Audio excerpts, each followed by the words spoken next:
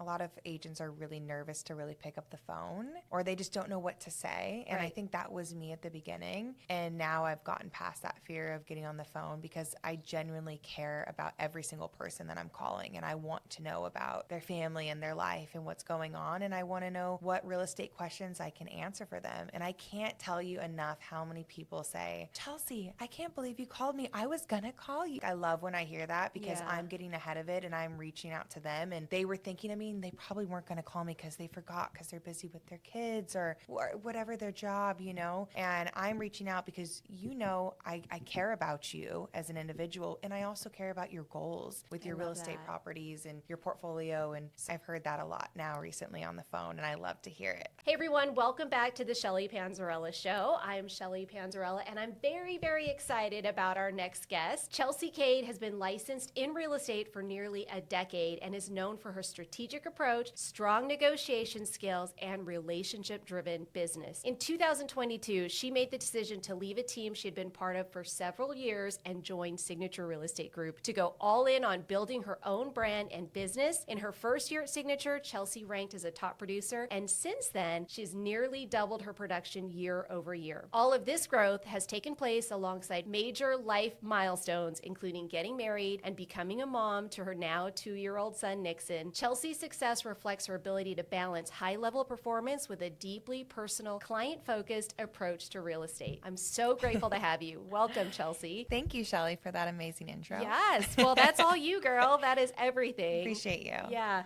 I want to just get started because we've had some time together last year doing some of our accountability calls, but I'd love for you to just tell everybody what got you into the real estate business nearly a decade ago. Absolutely. I got into real estate because, it's been more than sales for me. It's been truly helping people with one of their biggest financial purchases.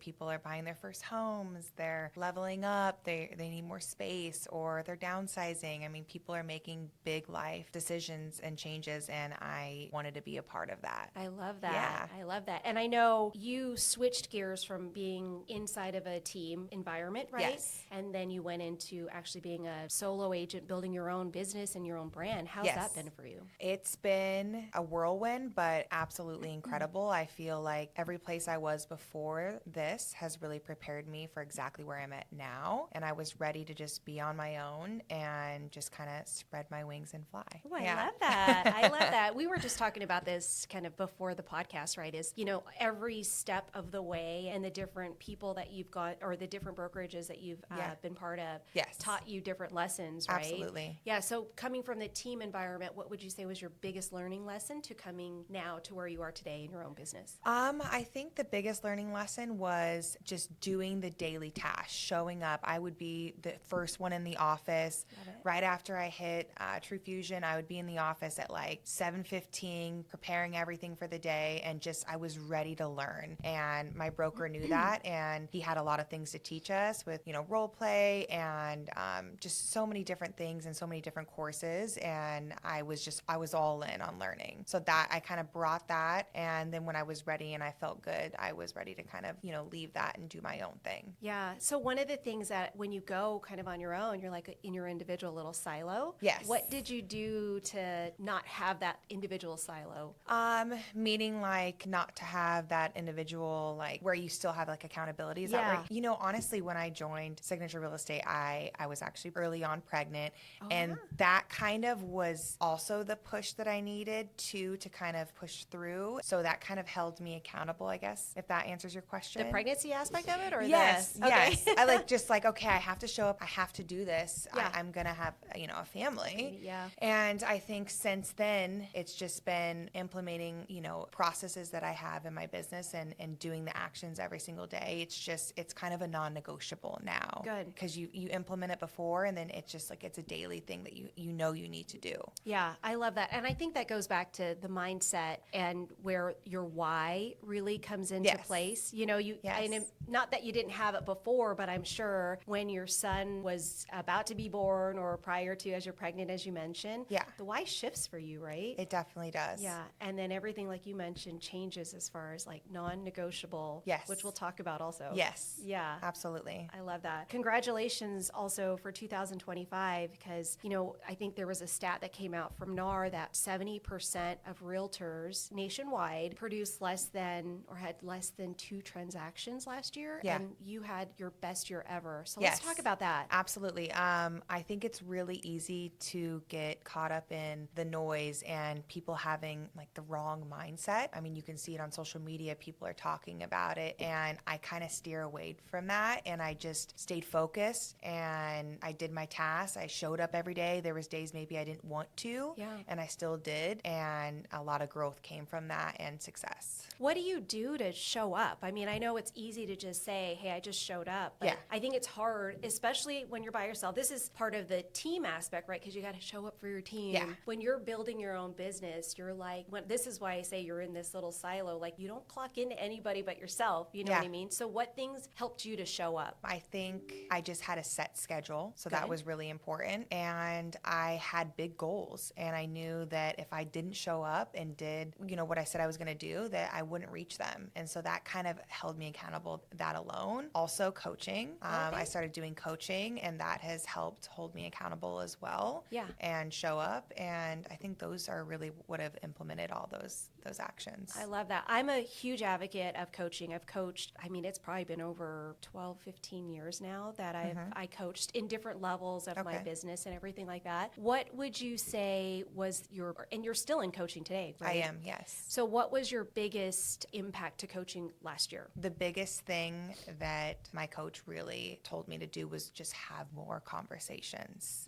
And it's not that I wasn't doing that before. I guess I was, at the beginning of my career, I was a little nervous to pick up the phone and didn't have as much confidence. And I've built that confidence up, and I'm very intentional with my phone calls. And it's where I'm reaching out to my clients and people that I know and, checking in on how they're doing. How is their family? How is their career going? How is your vacation I just saw? But I'm also reaching out with value. So I'm, updating them on what's going on in the market. Hey, I just saw a house sold in your neighborhood. So it's intentional from my heart, but also from an aspect where they're going to, feel confident as their real estate advisor, that I'm always giving them that information and giving them value. I love that. Well, and I do agree. Confidence is huge, yes. In all businesses and industries. So how did you get more confident in the business, in doing what you're doing today? I feel like I got more confident by just truly continuing to show up and putting in the actions, and then the actions led to success, and then that just made the growth continue and feel more confident day in and day out. Yeah, I love it. Well, and then you had more opportunities for listings Yes. and buyer conversations. And then it just gets going, and the momentum is going, and you're just feeling like, I've got this and I know what I'm doing. Yeah. I love that. So is your coaching changing today? I know when we're filming this, it's the first month of the new year. Yeah. And so you've gone through 1 year of coaching. Yes. Does your coaching change now? Do you feel like it's a different level of coaching from what you had last year? I feel like my coach is always bringing new ideas to the table, love it. and he's always pushing me, but he also is reassuring me of my growth as well, which is something I really appreciate from him. That's awesome. So I know most people, they have a hard time in investing in themselves. Yes. Coaching obviously is one Yes. investment, which, everybody's like, well, I can't pay for a TC. I can't do this. I can't do that. Oh, yeah. What are your thoughts around this investment that you've made? I think it's well worth it, as well as having things like a TC. I'm also working on hiring an assistant. Good. I think the more that you can push out work, that whether it's coaching or whether it's something that's on your schedule that maybe is something that someone could be doing for $15 to $20 an hour, and that gives you more time to focus on your calls, I feel like it just makes more sense for you to grow. And that's how people, I feel like, level up in the business as well, is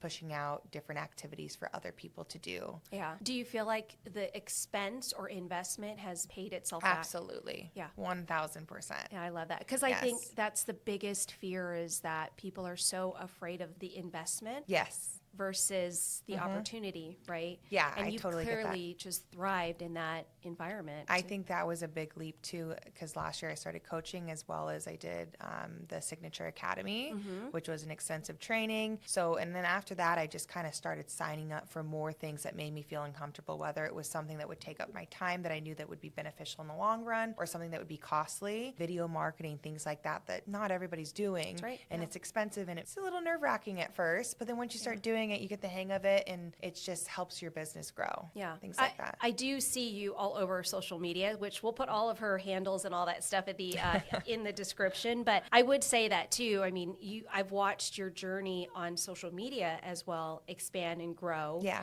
To your point, you've hired a videographer as well, right? Yes. Who's out there at all of your listings, and Yes.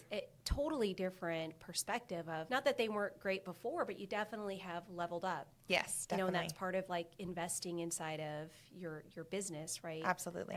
As an entrepreneur now, I know we had an opportunity to be on a few quarterly calls. We did Yes. ninja selling, Yes, we did. and then we did full fee agent. Yes. Right. So it sounds like, just based off of what you talked about with your conversations, how you connect with your clients, that's a lot of the ninja selling, the Ford, Yes, it F-O-R-D, is. right? Yes. Is that where you learned that from? Yes, it was, and it just comes really natural now. Like, Yeah. I think that really it's a lot of agents are really nervous to really pick up the phone, or they just don't know what to say. And I Right. think that was me at the beginning. And now I've gotten past that fear of getting on the phone because I genuinely care about every single person that I'm calling. And I want to know about their family and their life and what's going on. And I want to know what real estate questions I can answer for them. And I can't tell you enough how many people say, Chelsey, I can't believe you called me. I was going to call you. Aw. And it's like, oh my gosh, I love when I hear that because Yeah. I'm getting ahead of it and I'm reaching out to them, and they were thinking of me and they probably weren't going to call me because they forgot because they're busy with their kids or whatever their job, you know, and I'm reaching out because, you know, I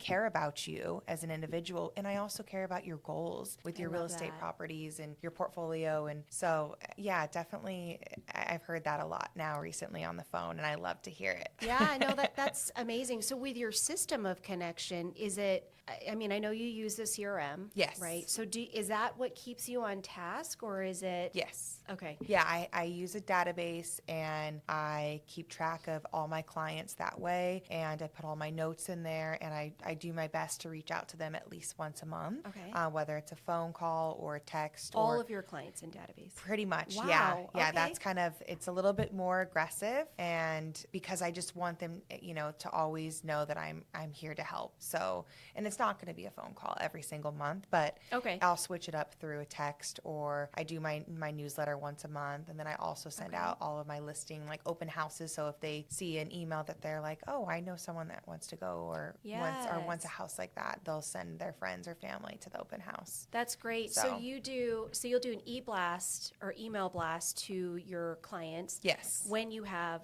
a listing. Yep. Okay, and that's really not to say, hey, I want you to move up to your home or move up in your home or Yeah. whatever. It's, hey, do you know somebody? Yeah, do you know someone? Or, you know, we'll just talk about the house. I have people too that are like, oh my gosh, that house is so pretty. How much is it? And people just want to know about houses or Yeah. what's going on. And it's just an easy way to generate another conversation too about what's happening in the market. Yeah, no, I love that, because I think they don't want to send information about new listings to their past clients, because in their mind they're like, well, I don't need them to move up. They're not going to want to buy this. They just bought a Oh. house yesterday or whatever Yeah. the case may be. But I like that thought. I'll always tell anybody I'm calling, like, hey, I just listed this amazing property, like that would be great for a first-time home buyer. And that I had one in December that closed. I reached out to one of my girlfriends and I said, hey, do you know anyone for this property? And she's like, actually, I know someone that's looking for a home just like that. Now, it Wow. wasn't, they didn't end up buying that house, Yeah. but they didn't have an agent, and I found there her a you house go. within a month. So it's Wow. just simple conversations of just connecting with people, and they may know someone else. Yeah, I love that. And I think you're right. It is honestly, it's the relationship aspect of it, but it's also you're asking, because I can pick up the phone and I can call somebody and just ask them about all those things. But if I don't include the market update or a listing, Yeah. or even just the ask of, Yeah. you know, hey, how can I help you today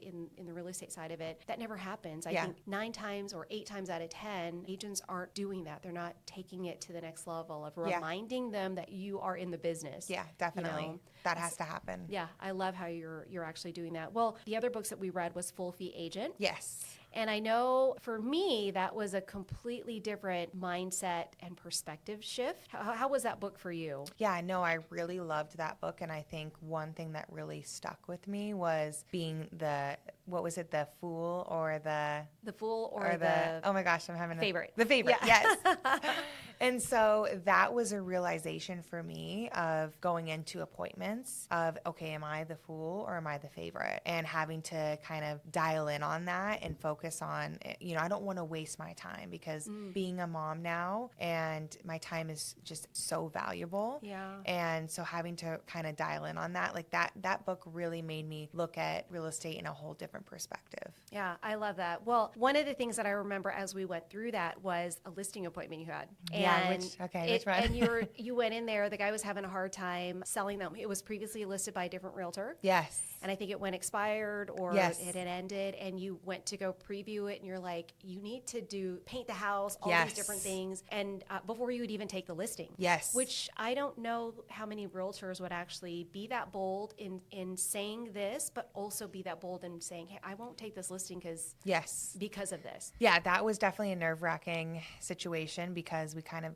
we signed the agreement, we were getting ready for photos, and the photos look great online, and then you show up to the property, and wow, it needed a full repaint really badly. And I was like, I will not list this home this way. And I said, we can either repaint it, or if you don't want to, I understand, but I just won't move forward with the listing. And I think he was kind of surprised, but he, trusts my judgment and went forward with it. But sometimes you have to have hard conversations with your clients, and it's better to do it sooner rather than later so they can have clarity on what's going on with their homes. And it helps to minimize, price reductions and harder conversations later on and upset clients. Yeah. And I mean, I see that in agents who've been in the business more than a decade, right? Still having a hard time having their conversations. They're just taking the listings, or they'll take a buyer who may not be, still to this day, I have agents that were like, well, I just took them around, showed them a couple houses, and they didn't get pre-qualified. I'm like, oh gosh. I know. That's exactly my reaction too. I think with that, I would have done that too at the beginning. Mm-hmm. And I think maybe I can respect the hustle and maybe it'll work out, and I just want to give them what they want. Yeah. But like what I've learned over the years is that it's the way that you present it to your clients that, listen, we're going to go ahead and get you pre-approved, and we're going to do this so we can sit down and do a buyer consultation, and we know exactly where you want to be at with your financial goals. And we'll know exactly the price point before we go out and shop. But I really want to go look at these couple houses. I totally get it, but let's just be best prepared and do this because I want to make sure that it fits your financial needs. And I think presenting it that way, they are like, okay, I understand. And then they move forward with the pre-approval, and then you sit down and you do what you're supposed to do and have everything signed and prepped and ready to go, so you're not running around scrambling, Yeah. That was something I did in the beginning too, is I would just show anyone without a pre-approval, and that's not something that I would do now. Just watching your journey, even in the last couple of years, like you mentioned a schedule. Yes. Like you really treat your business like it's an open door, like full standing operating business, right? Yes. Because you show up every day, office hours or this to that, and then you have all of your meetings and all of the different things, which I think is great to treat it like that. But what do you say to another agent who really isn't in that mode of treating their real estate business like a true business? I think that they need to honestly just like seek clarity, maybe speak with a broker, see if there's more coaching classes that they can do at their brokerage. And I think that they need to first start with a schedule, and second, they just need to pick up the phone. I think that's the biggest thing, honestly, out of everything that I just mentioned, was picking up the phone. Just being really intentional about the conversations that you're having, and just call everyone you know. Even if you just got into the business, like call every single person you know, let them know, hey, I just became an agent. How can I help? It's so easy to just have conversations like that. And I think that's what a lot of agents are lacking, is just conversations, truly. Yeah, I love that. And that's really what you focus on with your tasks. Yes, I have to. My goal is I try to have, if possible, 10 conversations a day. That's great. Yeah. And so making sure I'm really intentional with that is important. So when you're lining up those 10 conversations, is it stuff like, oh, I've got family or transactions in escrow, so that's part of the 10 people that you call? Okay. That would be just people in my database that I'm reaching out to, whether I'm just checking in and just wishing them happy holidays. Hey, it's a happy new year. It's the 2026. How can I help you? What are your goals? Yeah. Or I'll reach out to someone and say, hey, you said you wanted to buy a house this year. What's our goals? Let's make a timeline. Let's get organized. So I try to have that many conversations, not with even before I came here this morning, I've already talked to 3 different clients and transactions. Like, I don't consider that. That's like daily. That's that you have to do, you know, but my goal is 10 conversations per day of people who have, talked to me about real estate or something along those lines. So it's not even you're at the grocery store standing in line. No, that would count too. You would. Okay. That would count. Yeah. Good. And I guess I don't have those as often as I should. I really just try to focus on the phone calls, but no, I would count that. Like if I'm at the grocery store and I have a conversation with someone, that would be considered one. Yeah, I love that. So in 2025, was that your focus, that you were making 10 conversations a day? That was my focus, yeah. Okay, so and I love that because people think so much about the outcome that they don't think about the inputs that you're doing while you're getting towards that outcome. Yes, and I track it too. They're perfect. Yeah, I write it down. I love writing down so since it's a goal, I write it down like each day. Okay, I make little tally marks. Like that's how many, and there's no better satisfaction than reaching that goal. I had 10 solid conversations with people, and we caught up on life, and we talked about their real estate goals. Yeah, I love it. Well, I mean, even if it's 6 o'clock, you got to go home to your son and your husband. You only were able to connect with 8 people. Do you then push the other 2 families or next connections to the next day? No, I don't push it to the next day. And I am at a point in my life where if we were having this conversation 5 years ago, I would stay till 8 p.m. to have those conversations because that's just the type of work ethic I have. Yeah. But now my family, I try to be home absolutely no later than 6 o'clock every day, unless I'm always home by 6. Yeah, I love that. I love that. Well, and that's the schedule, right? Yeah, that is the schedule. Exactly. Usually it's more around, I'm home between 5 and 6 every day, depending on what I have going on. Yeah. Well, and I know you work out too, so that's part of your schedule as well, right? That's in the morning, yes. Yeah, which I think is great. I think everybody got into our business because I want the flexibility. Yeah. But you do have flexibility. You do, but if you're too flexible and you're like, okay, let me sleep until 11 and go to the gym and then I'll hit a couple calls in the afternoon. I mean, it may work for some, but it's probably not going to work for the rest. Yeah. Well, I think, just you saying I was very intentional about the conversations. Yes. Talking about you just doing those activities. And if that's all we focused on, proof is in the pudding based on how you doubled your business that last year. Definitely. Right? And I'll give props to your coach because I know who your coach is as well. Yeah. So maybe a little bit goes to that. Definitely a little bit to him for sure. Having that. So let's talk about you said your son and being home with your family, not just your son, your husband now too. Yes. Because I do remember on one of our accountability calls, you were like, the one thing I want to focus on this quarter is taking one day to spend 100% of the day. I'm off and I'm just with your son. Yes. So tell me what that was like. Absolutely. I think that is one of the luxuries is that, yes, we can kind of make our schedule, right? Mm-hmm. So I would pretty much dedicate one day throughout the week to just take my son, whether we're going hiking or to the park or to the museum or whatever it is. And now what I will do is I'm trying to also implement the same thing, or I'll at least take off half a day and just spend extra time with him. So making time for my son is number 1 to me. And number 2 is making sure that everything is in place with my business. Yeah.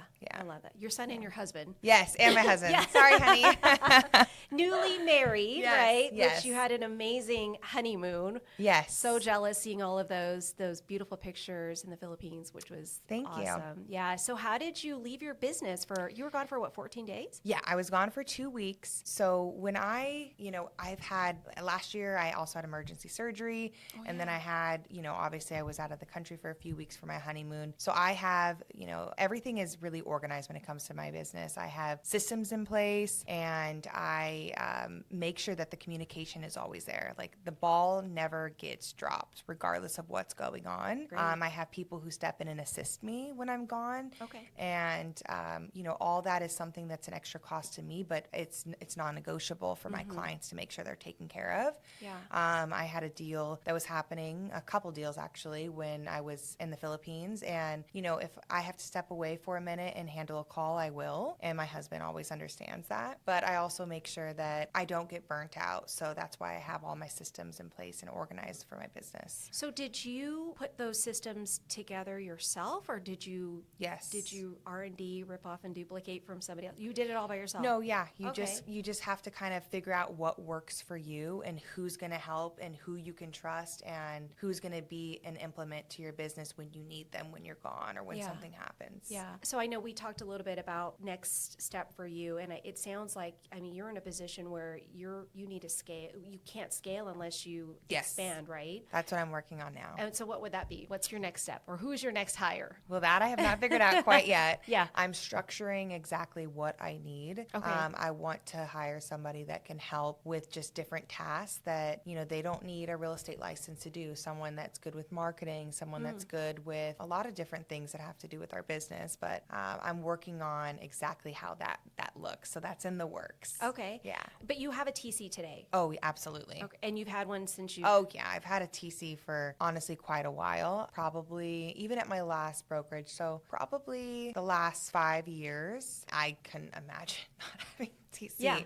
Yeah. That is like extremely important. I mean, and it doesn't really cost much. And if you're an agent, I mean, that was something I waited a few years. And let me tell you, that first deal when I had a TC, I was like, wow. And I'm only paying them this much? Yeah. Wow. Yeah. Very, very helpful. Yeah. Yeah. I would agree. I think that's, again, it goes back into an investment, right? Yes. So I get the argument sometimes where people are like, well, I want to take I want to learn the transactions first. Yeah. Okay. I can see that, and I actually value that a lot. And I think, doing it the first few years and understanding the documents, and when you have questions, you need to ask your broker. Yeah. I always asked a lot of questions. Yeah, good. A lot. I still do. Yeah. And I think doing that is important. So maybe, the first handful of deals, doing them on your own, but then hiring someone else, because that takes a lot of time. And if that's not something that you really specialize in, like technology, that's not my strong suit. So having someone else handle that for me is it's well worth it. Yeah. And I understand the documents very well. So Yeah. I think as you are also looking to take that next hire, you're going to start to identify the things that, one, you're more passionate about. Yes. And two, the things that you have a tendency to like. And I know you're very on point with your systems, but Yes. there are certain things that are like, oh, I can, maybe not do this or push this one. Oh, definitely. You know? There's like a handful of things that I really want to do, but they just takes up so much time, Yeah. and they're not at the top of my list. So that's why Yeah. I know there's just need different to- things that I want to hire someone to do. Yeah. I know when I first started to take that next step in needing what was like my loan officer assistant, it was literally, I saw the gaps where I'd hear it from people like, hey, I'm not getting this, or I'm not fast at this, and those are the things that they were always the last thing that I'd get done because it was not my most favorite thing to do. I love getting up talking, love meeting with my realtors, love doing the pre-approval, all that stuff. So you'll start to identify that, and then those gaps become your like job description for your next hire. So that's really exciting. I'm excited to see That's what I'm working on. Yay. Thank to you. double your business in 2026, Yes, right? exactly. That's the big goal. That's the goal. I love it. So let's talk about the market. Okay. So Las Vegas market, how are you feeling about it as we are first of the year in 2026? So December, I mean, for me, it was still busy, but overall, I saw a lot with like listings and buyers. It was definitely a little bit, it's holiday time. So Sure. I had a lot of people that were kind of standing on the sidelines waiting to move forward, right? And usually you feel the market heat up around like February, March, but January has been very busy. Ooh, okay. Good. I have listings range between 200,000 and 1.4. Wow. And I saw an uptick in showings. I mean, I have some in like 500, 600, 700. I saw an uptick in showings in every single one of my listings. We even had a multi-offer scenario on a high-end listing. Really? So definitely the market is heating up, because also I feel like people are always watching the news, what's happening with rates. And even though we know they went down a little, went back up, but everyone's kind of advertising they're down. And I feel like I have a lot of people reaching out. Hey, I think we're ready to go. Hey, I think So Yeah. I definitely feel like the market is heating up. We still have a lot of inventory. It's very important as a seller to price right, showcase at its best ability. But for buyers, I would say if you're standing on the sidelines, honestly, it really comes down to what's your goals, right? Are you wanting to make a move? Like, what is your intention for your family? Because if you really want to make it happen and you're still renting, it's a good time to really consider. You can still get closing costs. We can buy down the rate. Like, there's a lot of avenues we can explore, especially for buyers. Yeah, I think that's one of the things, because everybody talks about the affordability aspect. Absolutely. You know, and you and I did a transaction where we helped him get into a home. He got a portion of his earnest money back. Oh, right? yeah. Oh, he yeah. used down payment assistance. Yep. I mean, there were a lot of different things that we had to do to make that. Yeah, he actually got money back. He did, yeah. And he could have got more, and they were like, no, he can't get this much. Right, we're like, so I was like, what okay. else can we use this for? Okay, yeah, which that's a great place to be. Yeah. But I don't know what he wasn't thinking about buying, right? Wasn't he renting, and then all of a sudden Yes. you contacted him and he's like, Yep. hey, I'm considering purchasing a home, right? Yep, it just happens. Like, and it's too being on top of still reaching out, and that's what I had been doing. And Yeah. they're like, oh, we're ready to go, and it's like, okay, let's do this. Yeah. But I think too for buyers, I feel like I've heard for many, many years, it's not just now, it's I want to wait till rates drop, or I want more inventory. And it's like, focus on what are your goals, because if it's you're concerned with rates, well, let's like work this backwards. Like, where do you want your monthly expense to be? What if I can find you a home now and I can get you closing costs and buy down Yeah. the rates, and it makes sense for you now? What's really holding you back? Is it fear, or is there something else? Like, let's pull back the layers. Like, I've been working on I've gotten a lot better at that, is pulling back the layers and finding out people's why and why they're not moving or why they want to do what they want to do. Would you say that that's one of the tactics that you've gotten really good at? But did that come from, because I remember reading some of that in Full Fee Agent. Was Yeah. that something that you really learned, or is it? I think it's reading about it, talking about it with other agents in our groups, Yeah. and just it's also experience, becoming a better agent, feeling more confident to ask more questions. Yeah. So I feel like it's kind of all of those things wrapped into one. Yeah. And just kind of trying to work, like maybe years ago, I would have been like, okay, it's not comfortable for you. Okay, no worries.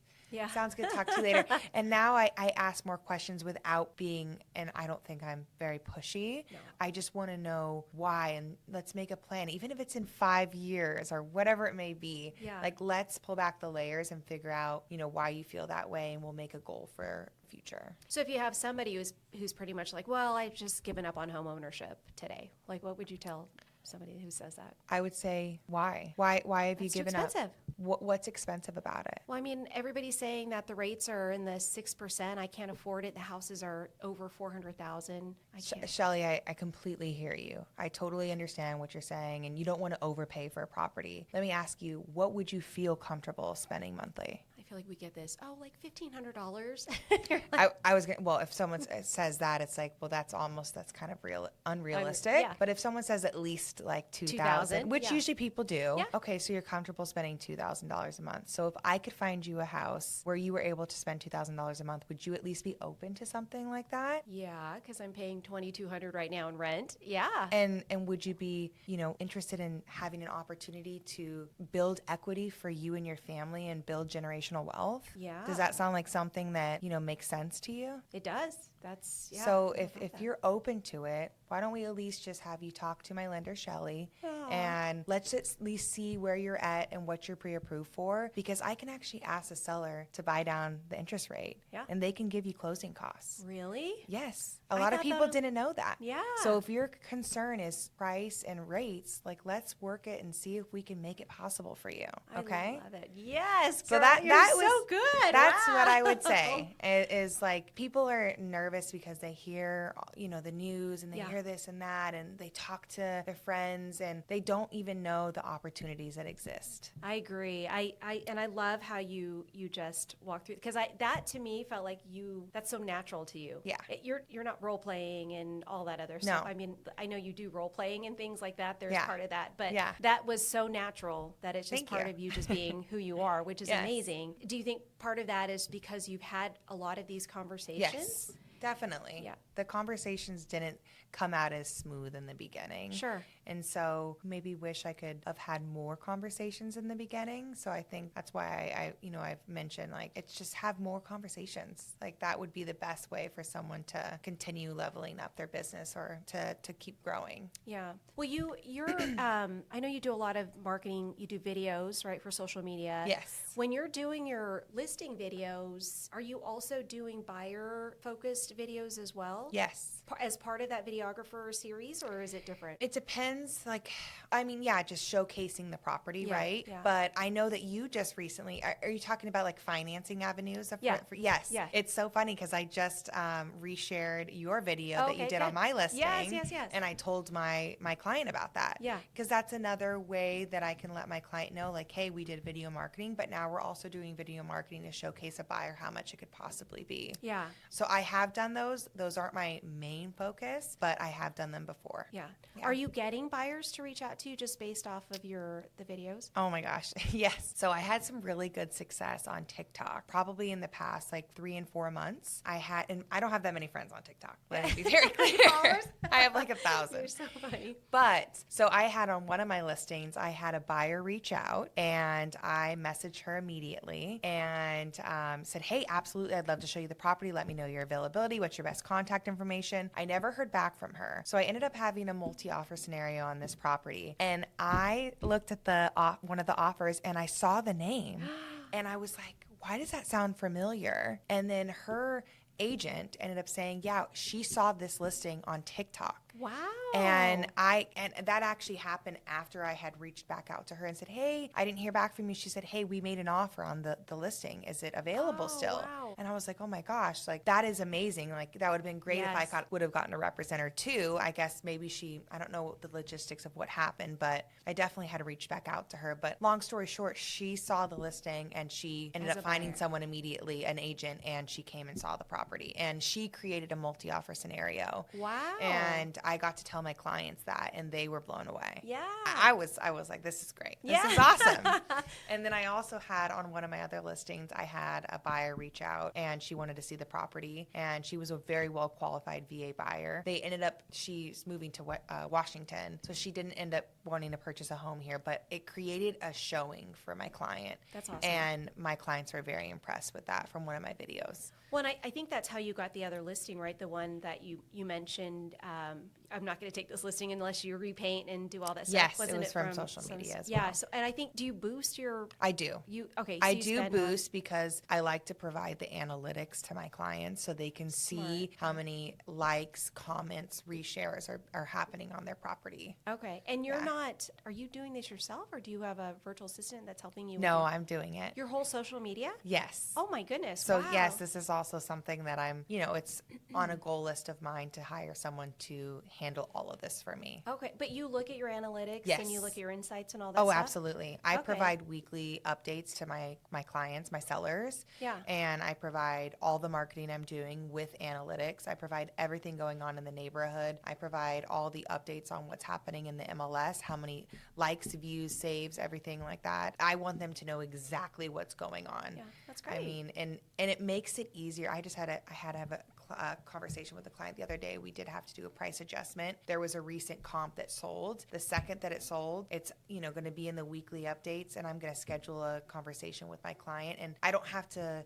fight on changing the price because it's right there. The data's right there. Yeah. They understand, okay, there's been a change, because there was a change when properties sold in that neighborhood last spring, and then there wasn't really anything that sold right before we listed. And now things are selling, so we're adjusting.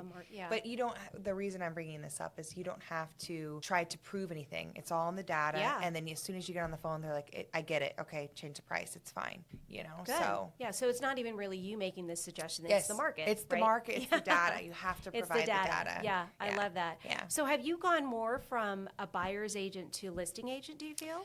Actually, last year I was predominantly a listing agent, yes. And that was the first time in your career that you were predominantly? Usually I'm more 50-50.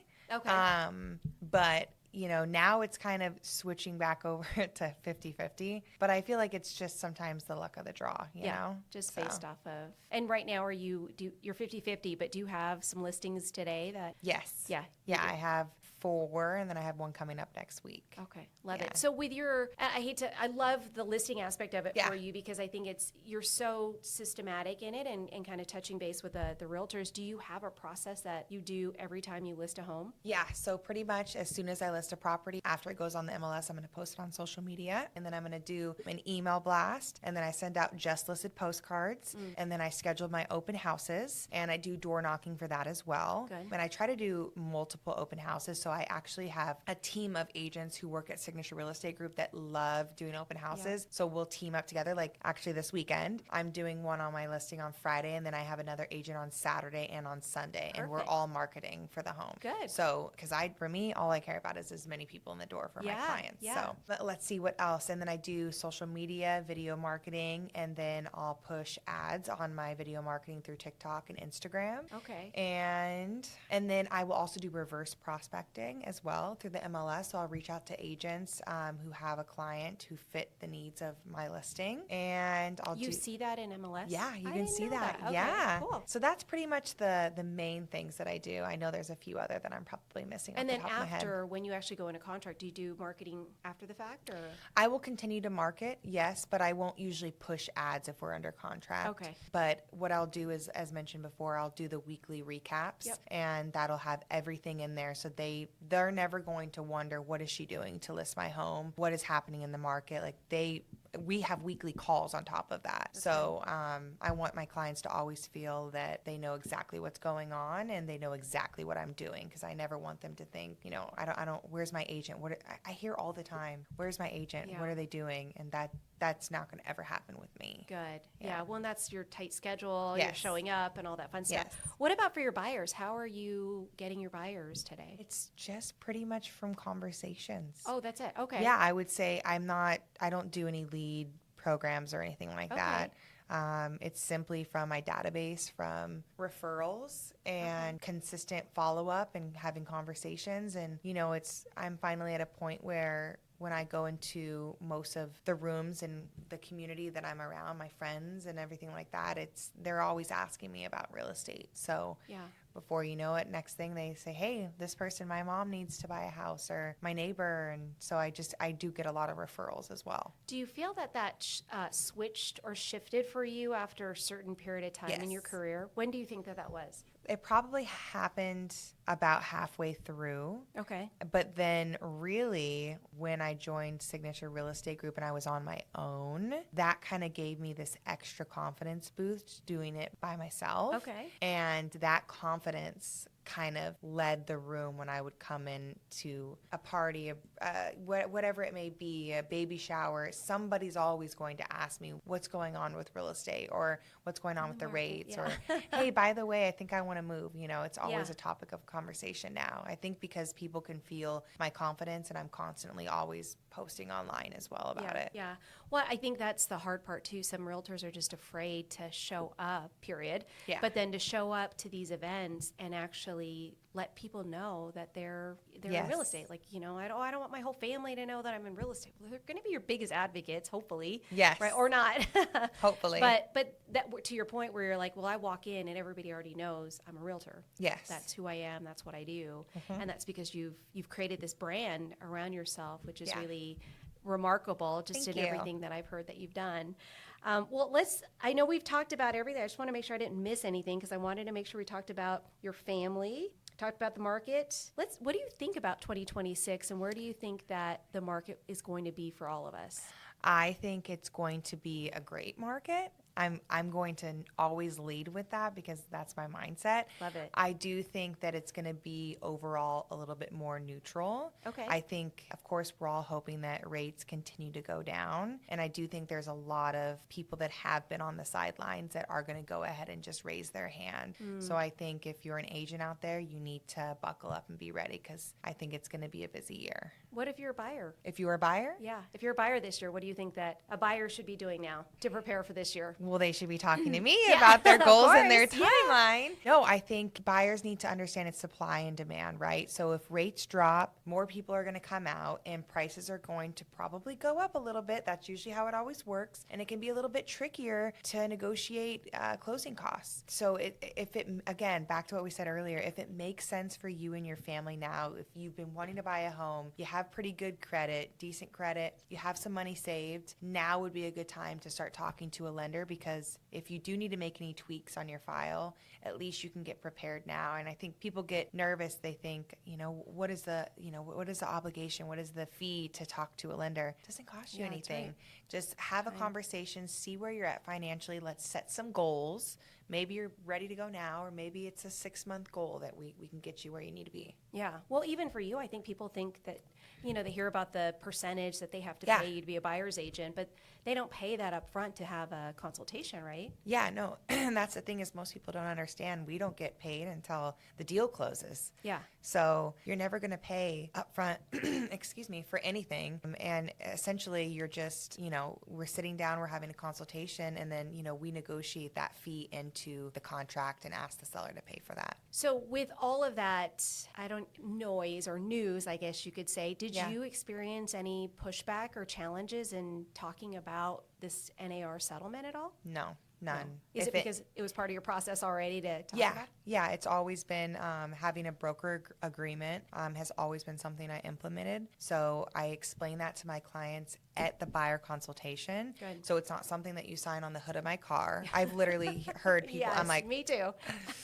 and obviously some people are out of state too. So I'll schedule a Zoom and I'll go over it with them so they understand my fee and why I charge that and how it works. Love it. And even in the cases where maybe a listing isn't offering your full compensation bananas, I think we have to call it. Yes. How do you have that conversation with your client? I let them know, we're going to go ahead and put this into the offer. We're going to ask the seller to pay for it. They can either accept it, they can reject it, or they can counter it. If they reject it or counter it, we'll have a conversation moving forward. Don't worry, everything will always be out on the table before we move forward on everything. I want them to, people get nervous that there's going to be some secret fee or something like that. No, we're always going to have a conversation moving forward if they counter the offer, and then we'll figure out how we want to proceed. I love that. Yeah. I love that. And what if I'm a seller who's got that beautiful locked in 3% below interest rate? Yeah. What are you saying to them today if they've always, or if they're wanting to sell this year but not ready because they're afraid of getting rid of their 3% rate? Yeah, no, there's definitely some different avenues to explore, because first, what if we rent it out? Like, let's see, okay, we'd have to run a next sheet. How much do you owe? What are the comps coming in at? Let's see if we could potentially rent it out, and then you could take that equity from whatever the difference is from your mortgage, and we can use that so you can purchase a new home. Love it. Yeah. If they have, of course, some money saved, right? They don't need the down payment from that. That could always be an option. It's, okay, hey, what is your rate now? And again, it's the same thing that you say with any buyer. What are you comfortable with spending, right? Yeah. And you're probably going to you're going to spend more, right? If you're going to get a bigger home. So what are you comfortable with? And let's work it that way backwards. And if we need to buy down the rate from the seller, we can try to do that as well. Yeah. Because there's always different avenues we can explore. Let's look at everything and see what makes the most financial sense for you. I love that. So are you seeing in the listings that you have today, are a lot of them moving up? Are they moving out of the market, or what are variations? Wow. I have people getting larger homes. I have people who are, don't want to keep their investment properties anymore. Okay. I have people who are moving out of state. I have people who are in a short sale. I have everything. You have a short sale? Yes. Okay. I have a little bit of everything right now. Wow. I have someone else who, this was an investment property, the one I'll be listing next week, and she's growing her family and she just wants to cash out and take that money. Nice. So lots of really big moments for people. Yeah. And I'm grateful that I'm a part of it. Yes, Yeah. I love that. Well, what if I'm an investor wanting to come into the market this year? What would you say to me as an investor? I would say we've got lots of options. The rates are a little bit lower. Let's see what we can find and work the numbers and go from there. I have a few investors that I've just sent properties to the other day, and there's definitely opportunities for them as well. I love it. Yeah. I love it. Well, Chelsey, I am just so grateful for you coming on here. You're just a wealth of knowledge, but I'm Thank so you. proud proud of you Oh, because thanks, Shelly. just to watch your journey. I feel like I had front row view of that growth, the doubling of your production last year from the year before, and Thank you. could feel that in all of the conversations. But even in that year, I could sense the level of confidence growing in you. Yeah. And even in how you've had conversations, even with your peers. Yeah. And I know a lot of people look up to you, and because you're just a rock star, and I'm just Thank so grateful you. for you and appreciate the partnership, the friendship, and I love all Shelly. that you're doing in your business. How can people connect with you? What's the best way to get a hold of you? Well, my phone number. Yeah. Okay. Or my Instagram handle or Okay. Facebook, whatever works. Email if anybody ever has any questions or they want to chat about different things in the real estate market. I'm always happy to do so. Perfect. So we'll drop all of your information Okay. into the description notes, but definitely, I know you have 2 handles on social media, Oh, yeah. right? I do. I do have a business and a personal. Yeah. So which is the best for them to reach out? Is it Probably Chelsey my Cade? business. Yeah. Chelsey Cade, Cade, yeah. on Instagram. Is Yeah. that also Facebook too? It's actually my married name is on Facebook is Chelsey Caroff. Yeah. Okay. So we'll put all of that into the description notes, but I'm Okay. proud of you. Thank I you. know you're going to do great things this year, and thank you so much for jumping on to the Shelly Panzarella Show. Thank you guys all for tuning in.